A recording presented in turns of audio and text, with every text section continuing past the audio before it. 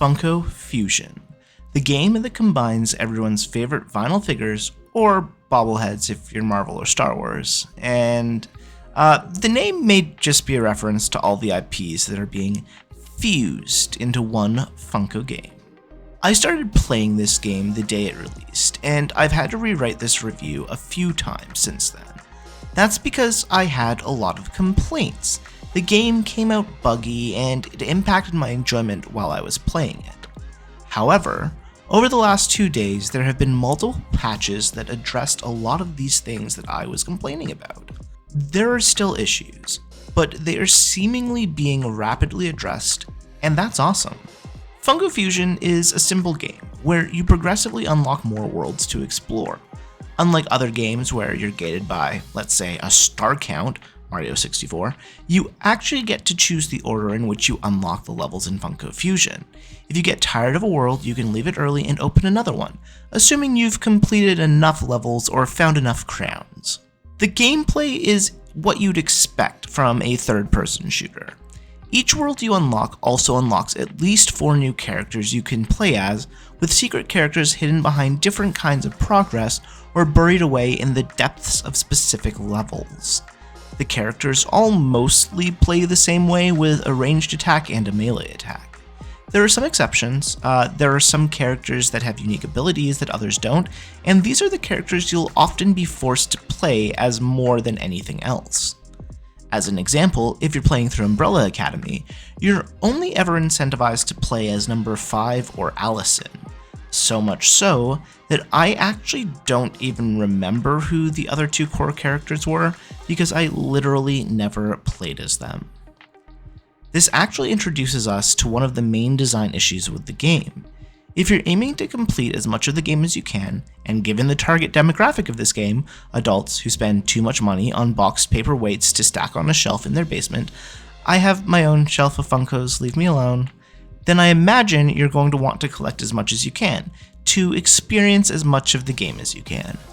If you're doing that, then the order that you unlock worlds actually sort of matters.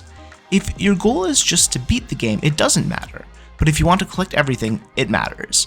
It matters because it will drastically help you cut back on backtracking. So much so that if you haven't already played the game and come up with an ideal route through it, it may actually be ideal to beat the game and resign yourself to playing every level at least twice.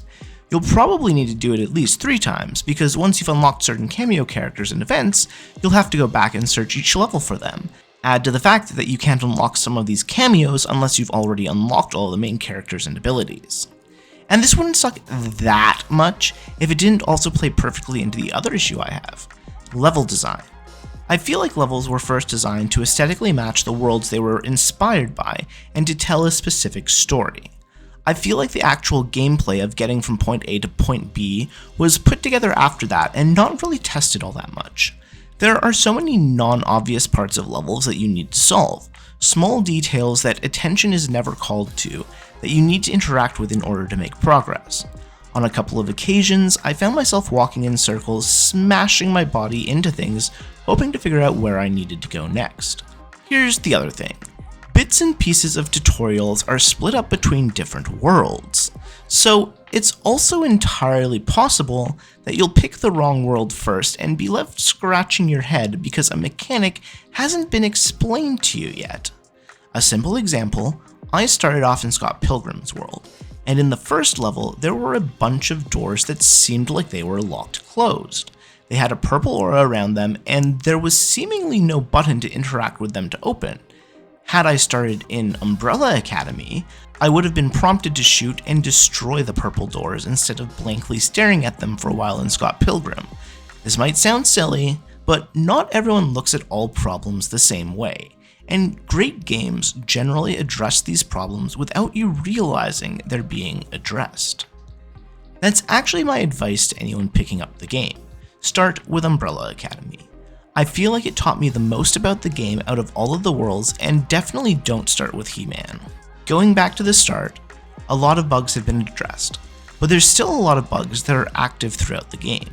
I've been able to pick up items through walls. I ran into issues where my item limit didn't reset between levels, so I got to a phase on a boss that required me to drop a specific item on the ground, but the vending machine was out of stock because I had used them all up on the previous level.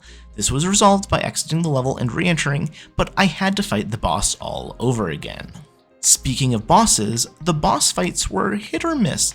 Some of the bosses were so bad that I almost feel like they were bugged. As an example, I think Funko Fusion might have the single worst final boss fight I've ever encountered in a video game. I'm not sure if it was broken or if it was working as intended. This was the feeling I got with a variety of fights, not knowing if the fight was broken or if I was waiting for some trigger to start doing damage to the boss. With that said, there were also some great boss fights that I absolutely loved. It's always easier to say negative things about a game than positive. We notice the things that bother us more than we notice the pieces that create a great gaming experience. The one thing that Funko Fusion absolutely succeeds in is creatively interpreting the worlds in Funko style. There are so many little Easter eggs everywhere. There is some surprisingly dark humor as well. Funko Pops regularly having their heads blown off, plastic melted off their face, impaled with pointy objects. I'm genuinely surprised they went in this direction. I expected a mostly E-rated cutesy world, and that is so far from what we got, and I love it. This isn't a spoiler, it's in the first 10 minutes of the game. Literal disfigurement. Disfigurement, because they're figures. Here's the thing. Funko Fusion creates adorable worlds that I think any Funko fan can and will appreciate. Much like the LEGO games, it may not be for everyone, but I genuinely enjoyed my experience with Funko Fusion, once I got past the initial learning curve and various bugs were addressed. As much of a daunting task as it is, I also actually want to 100% this game. I'm more than halfway there and will be trying to hit 100% on stream if anyone wants to see what that's all about. In the original draft of this review, I was going to give Funko Fusion a 5 out of 10. That's how bad the bugs were for me.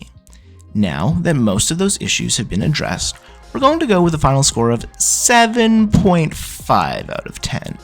I think it's entirely possible this game could get up to 9 out of 10 if a few of the issues I brought up are addressed. Maybe it's already a 9 out of 10 for diehard Funko fans. As always, that's just in my opinion. If you've played Funko Fusion, let me know what you think. Did you love it? Was it okay? Or do you just hate all things adorable?